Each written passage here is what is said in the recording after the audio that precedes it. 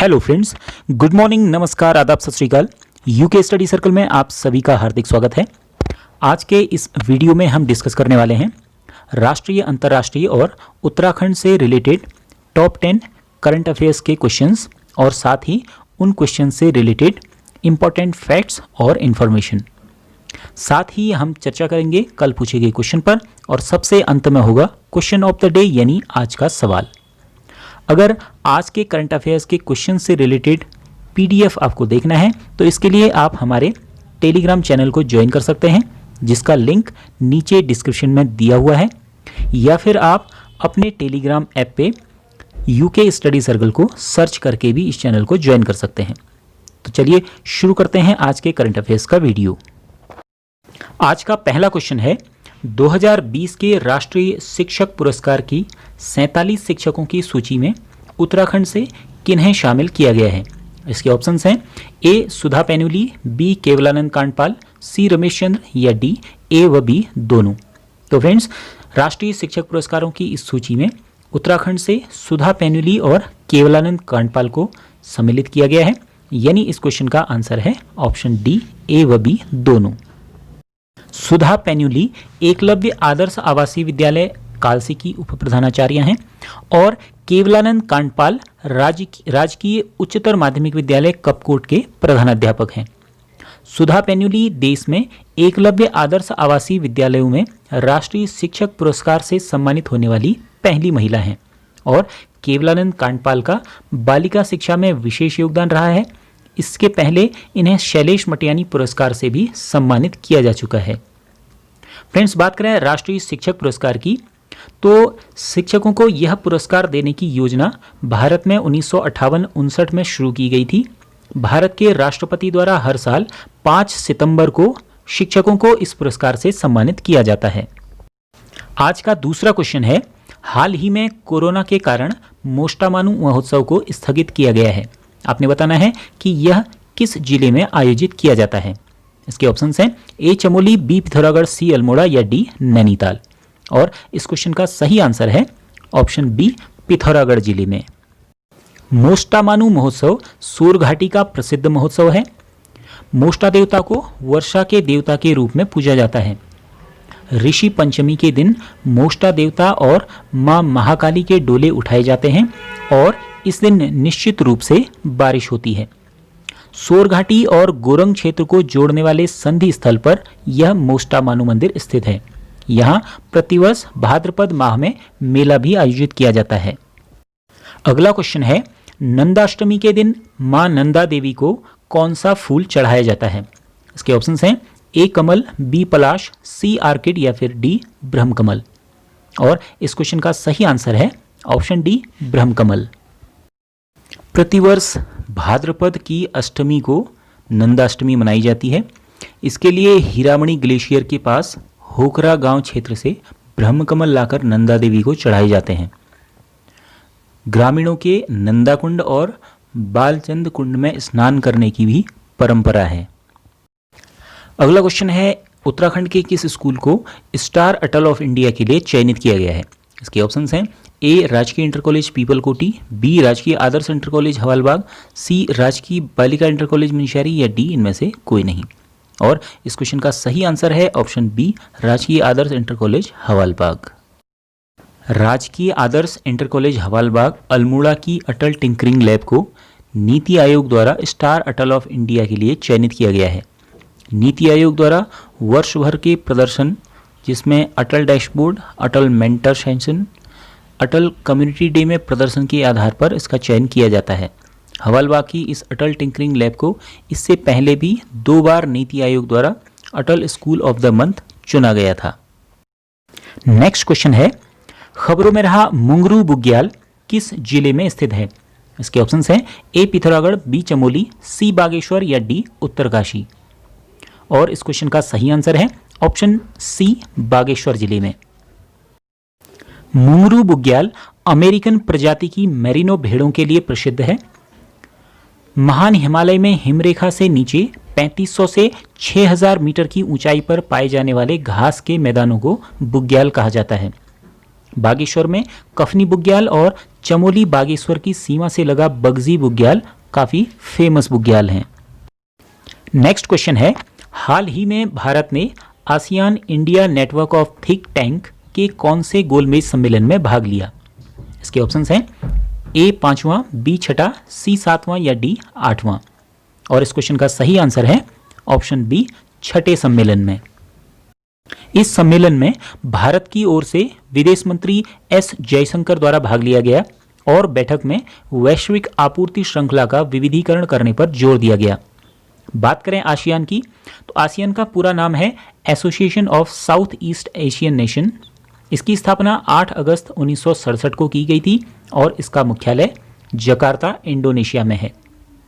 इसके कुल सदस्य से देशों की संख्या 10 है और इसके महासचिव हैं लिम जोक हुई।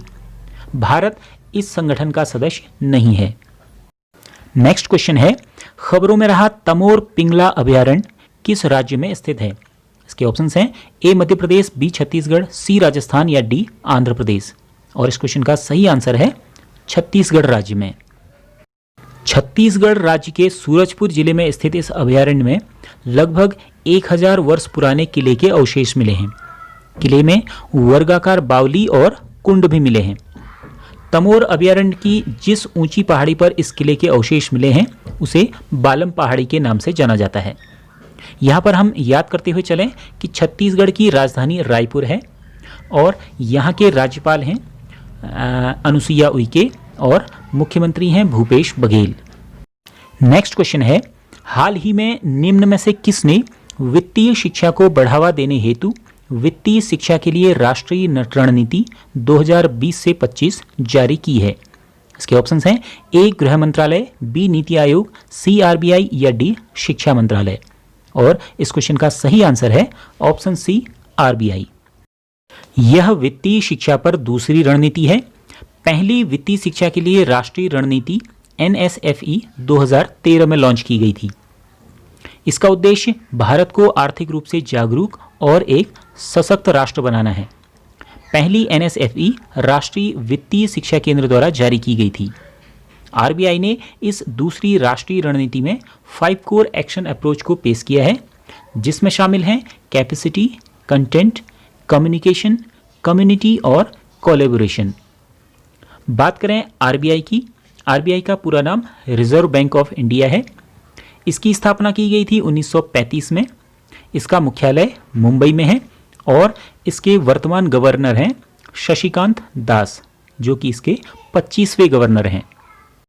अगला क्वेश्चन है, जैविक किसानों की संख्या के आधार पर विश्व में भारत की रैंक क्या है?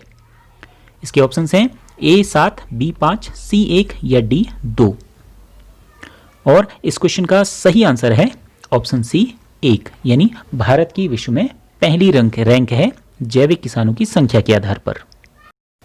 जैविक खेती के तहत क्षेत्र यानी एग्रीकल्चर एरिया के मामले में भारत का स्थान 9वां है। भारत का सिक्किम राज्य पूरी तरह से जैविक राज्य बनने वाला विश्व का पहला राज्य था। 2016 में इसे पूर्ण जैविक राज्य घोषित किया गया था। भारत में त्रिपुरा और उत्तराखंड भी जैविक राज्य बनने की दिशा में अग्रसर हैं। आज का 10वां और अंतिम क्वेश्चन है, भारत में हाल ही में नए चुनाव आयुक्त कौन नियुक्त किए गए हैं? इसके ऑप्शंस हैं ए सुनील अरोड़ा, बी अशोक लवासा, सी राजीव कुमार या डी इनमें से कोई नहीं। फ्रेंड्स, इस क्वेश्चन का सही आंसर है ऑप्शन सी राजीव कुमार। भारत सरकार द्वारा राजीव कुमार को भारत के नए चुनाव आयुक्त के रूप में नियुक्त किया गया है। ये अशोक लवासा का स्थान लेंगे। राजीव कुमार झारखंड कैडर के 1984 बैच के आईएएस हैं। 2019 से ये वित्त सचिव के रूप में कार्य कर रहे थे। 10 सार्वजनिक क्षेत्र के बैंकों को 4 में विलय करने में इनकी प्रमुख भूमिका रही है। बात करें निर्वाचन आयोग की, तो निर्वाचन आयोग के गठन का प्रावधान भारतीय संविधान के अनुच्छेद 324 से 329 में दिया गया है। निर्वाचन आयोग की स्थापना हुई थी 25 जनवरी 1950 को, इसीलिए 25 जनवरी को राष्ट्रीय मतदाता दिवस के रूप में मनाया जाता है। इनकी नियुक्ति राष्ट्रपति के द्वारा की जाती है। और बात करें इनके कार्यकाल की, तो मुख्य निर्वाचन आयुक्त CEC का कार्यकाल 6 वर्ष या 65 वर्ष की आयु इनमें से जो भी पहले हो प्राप्त करने तक होता है, और अन्य आयुक्तों का 6 वर्ष या 62 वर्ष की आयु तक। भारत के प्रथम मुख्य चुनाव आयुक्त थे सुकुमार सेन, और भारत की प्रथम महिला मुख्य चुनाव आयुक्त थी VS रमा देवी। वर्तमान में भारत के मुख्य चुनाव आयुक्त सुनील अरोड़ा हैं। फ्रेंड्स, अब बारी है कल पूछे गए क्वेश्चन की। कल का क्वेश्चन था, निम्न में से कौन सा त्यौहार थारू जनजाति द्वारा शोक पर्व के रूप में मनाया जाता है? और व्यूअर्स में से जिन्होंने इसके क्वेश्चन के सही आंसर दिए हैं उनके नाम हैं सुनील बिष्ट, अनिल सिंह बोरा, पूजा पांडे, हर्षू पंत, जीवन जोशी, प्रिया, मनोज जोशी, दीप बेडवाल, उदित भट्ट, मनीषा पांडे, शिवांगी ध्यानी, शिरोमणि थवाल, निशा गोस्वामी, भावेश गहतोड़ी और ठेठ पहाड़ी। आप सभी को बहुत बहुत बधाई। और फ्रेंड्स, इस क्वेश्चन का जो सही आंसर है वो है ऑप्शन सी, दीपावली। दीपावली को थारू जनजाति द्वारा शोक पर्व के रूप में मनाया जाता है। इस दिन वे अपने मृत परिजन को याद करते हुए उसका पुतला बनाकर उसे श्रद्धांजलि देते हैं और इसे दीवारी नाम दिया जाता है। बात करें थारू जनजाति की, तो थारू को 1967 में जनजाति घोषित किया गया था। यह जनजाति उत्तराखंड में मुख्य रूप से खटीमा, सितारगंज, नानकमत्ता और उसके आसपास के क्षेत्रों में निवास करती है। इनके मुख्य देवता पछाव कहे जाते हैं और बजहर त्योहार और खिचड़ी नृत्य इनमें बहुत प्रसिद्ध है। अब अंत में बारी है क्वेश्चन ऑफ द डे यानी आज के क्वेश्चन की। आज का क्वेश्चन है, जीबी पंत हिमालय विकास संस्थान अल्मोड़ा में कहाँ स्थित है? इसके ऑप्शंस हैं ए सोमेश्वर, बी रानीखेत, सी कटारमल या डी सल्ट। फ्रेंड्स, इस क्वेश्चन का आंसर आपने हमें रोज की तरह कमेंट बॉक्स में लिख कर देना है। आज का वीडियो अगर आपको पसंद आया हो तो इसे लाइक कीजिएगा और अपने फ्रेंड्स के स्टडी ग्रुप में शेयर भी कीजिएगा। अगर आप इस चैनल पर नए हैं तो चैनल को सब्सक्राइब कर लीजिएगा, साथ ही बेल आइकन प्रेस करके नोटिफिकेशन को ऑल पर सेट कर लीजिएगा, जिससे हमारी नई वीडियोज़ की नोटिफिकेशंस आपको मिलते रहें। तो मिलते हैं अगले वीडियो में। जय हिंद।